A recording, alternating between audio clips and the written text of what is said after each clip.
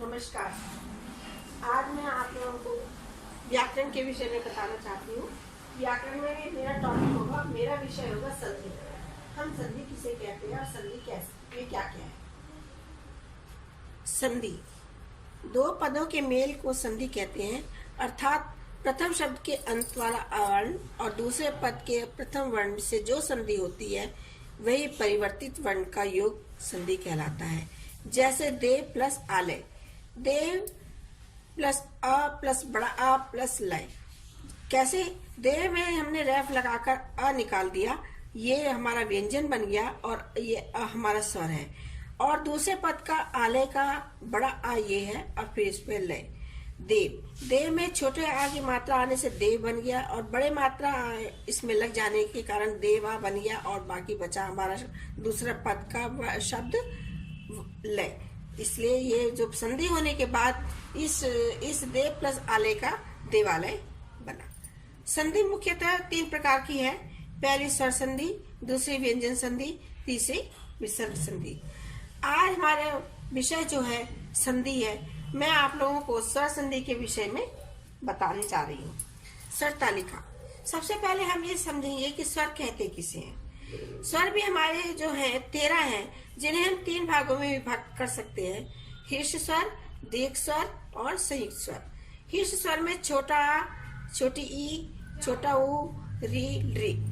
दीर्घ स्वर में आते हैं बड़ा आ, बड़ी ई, बड़ा ऊ और री। संयुक्त स्वर में आते हैं ए, आई, ओ, औ। इस प्रकार से ये जो स्वर है हमारे जितने, उसमें उसका योग जो है 13 है। इन 13 स्वरों में कैसे संधि होती है वो मैं आपको बताती हूँ। दीर्घ स्वर संधि, जब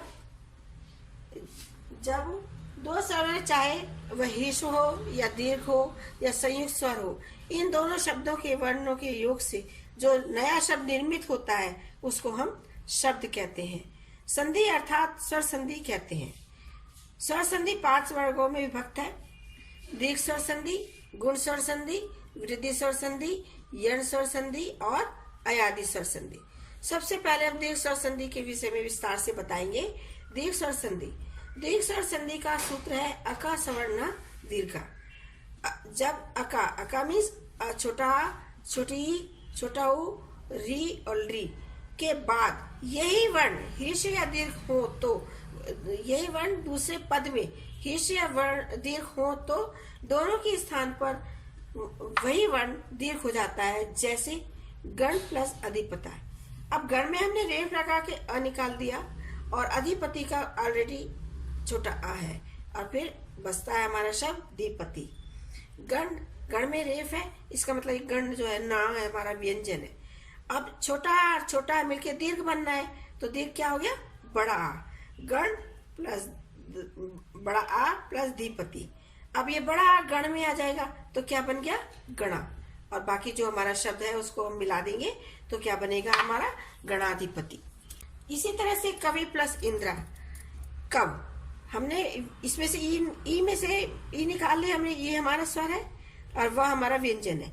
व्यंजन में हमने की पहचान किया, इसमें रेफ लगा हुआ है और छोटी ई की इधर आ गई और इंद्रा की छोटी ई ये है।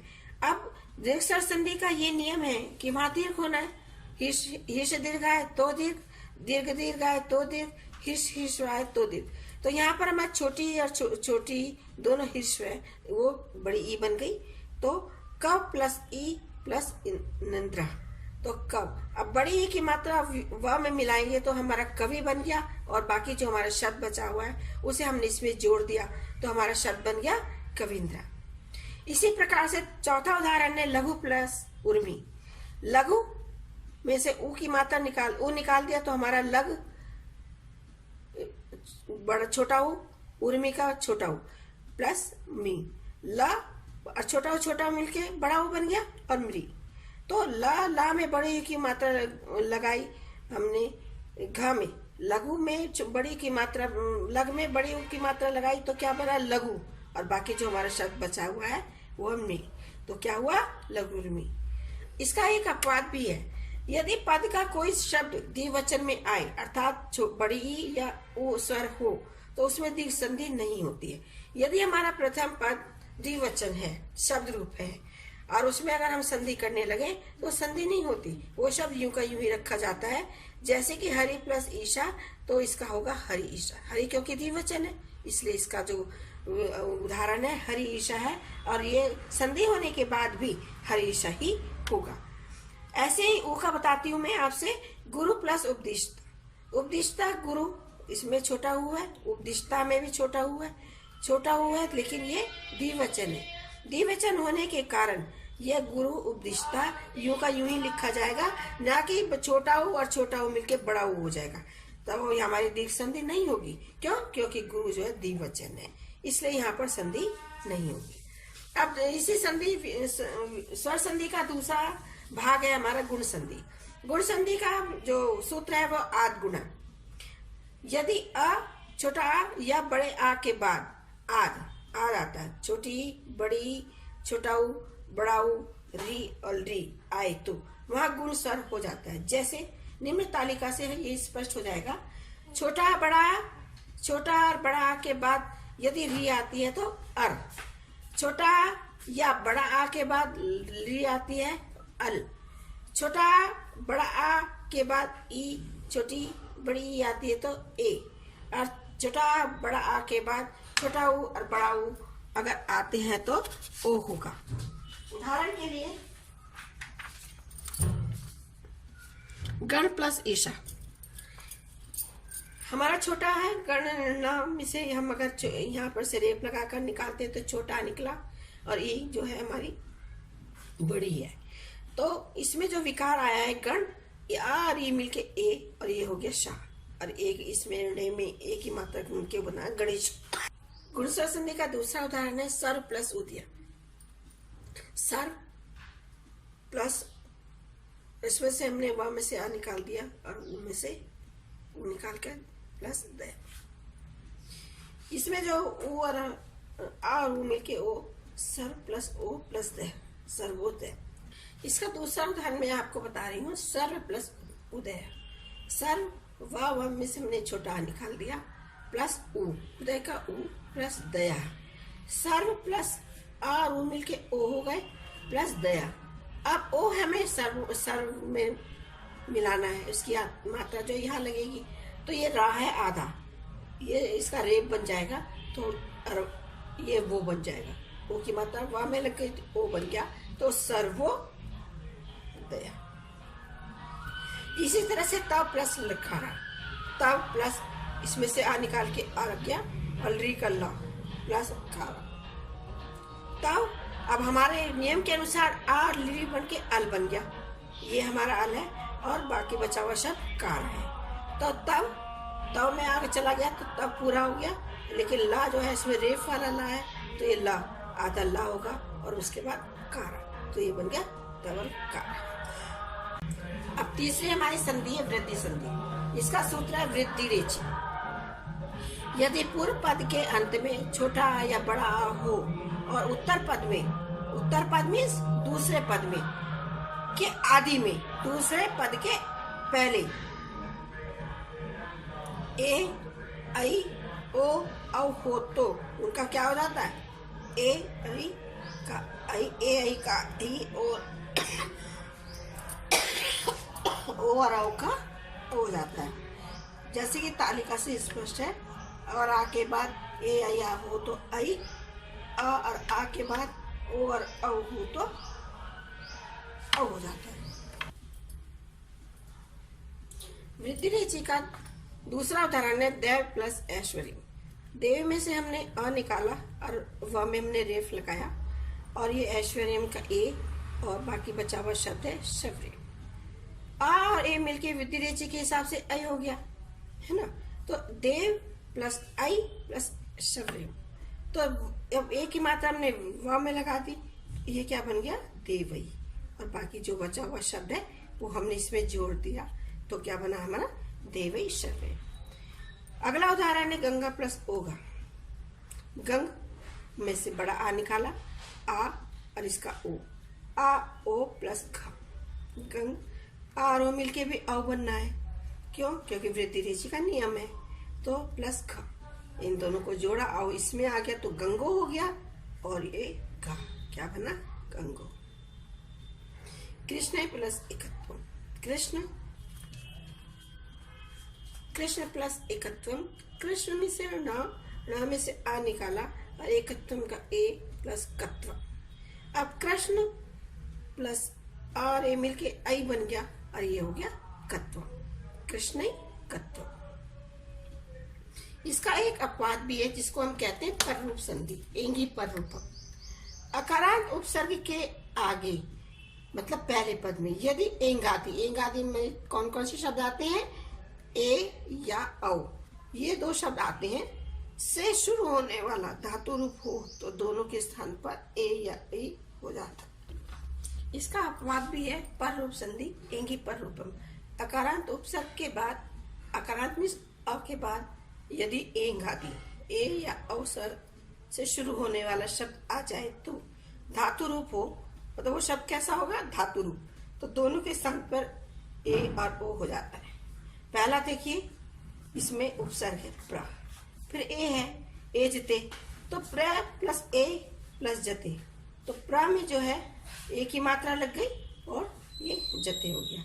मतलब ये है एक इसका अपवाद कि धातु रूप है, ये हमारा शब्द है धातु एजते और ये उपसर्ग है, तो इसमें जो है सिर्फ मात्रा लग जाएगी, इसमें कोई संधि नहीं होगी। अब हमारी चौथी संधि है यण संधि। सूत्र है इसका एकोयणसी।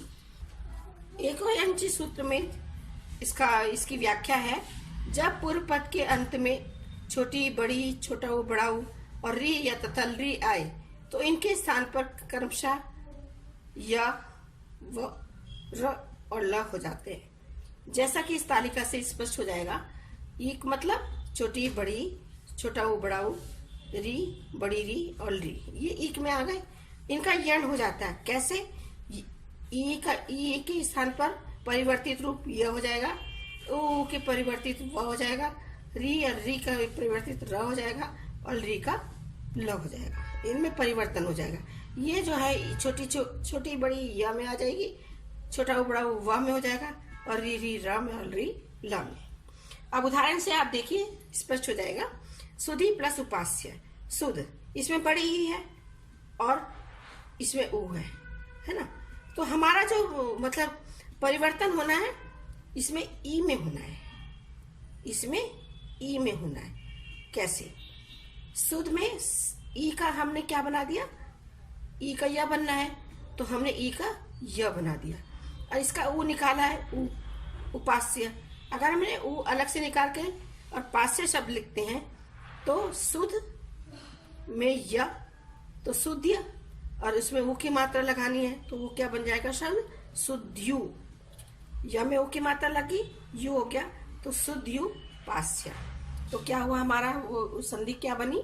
सुध्यु पास्य। अब धा है, धा में हमारे हलंत है क्योंकि इसमें कोई भी स्वर आके नहीं मिला, आ नहीं है ना। आ अगर होता तो ये रेफ हट जाता तो शुद्ध बन जाता। रे आ ना होने के कारण ये हमारा रेफ है, रेफ के कारण ये आधा धा हुआ, तो ये हमारा यहाँ आधा धा है और यू आके यहाँ लग गया, यू बाकी बचा हमारा पास्य, तो ये शब्द बना सुध्यु पास्य। ऐसे ही अंतिम उदाहरण है ल प्लस आकृति, ल और री, इसका ये री में से हमने री निकाल दिया और ये आकृति है ही, तो हमारा परिवर्तित तो सिर्फ र में होना है ना, तो ला में से री निकाल दिया तो ये क्या बना? अल। री में से ये निकाल दिया तो ये क्या बना हमारा? अल, और ये बना कृति। अब री है, री का तो हमारा इसमें ल रह जाता है ना, ल शेष रहना है तो ल रहेगा, और ये आकृति है तो ल में आकृति लग गया तो ये बना लाकृति। अपवाद है इसका, प्रकृति भाव संधि है इसमें भी। यदि पद इकार हो और उकार हो, द्विवचन हो, मतलब शब्द रूप हो, तो वहां यण संधि ना होकर प्रकृति भाव संधि हो जाती। प्रकृति भाव संधि का मतलब होता है कि जैसे शब्द हो वैसे के वैसे ही उसको जोड़कर लिख देते हैं, ना कि उनमें मात्रा जो है जुड़ती है। जैसे इसमें उदाहरण है कवि प्लस एतो, कवि द्विवचन है तो एतो है, तो द्विवचन में ई और ए मिलके हमारा कोई विग्रह नहीं बना, कोई हमारी संधि नहीं हुई है, हमने एज इट उठा के ये शब्द रख दिया कवि एतो। ऐसे गुरु प्लस आगतों में ये हमारा गुरु द्विवचन है, तो ये गुरु आगतो, गुरु आ गए हैं, इसका जो संधि बनी है गुरु आगतो।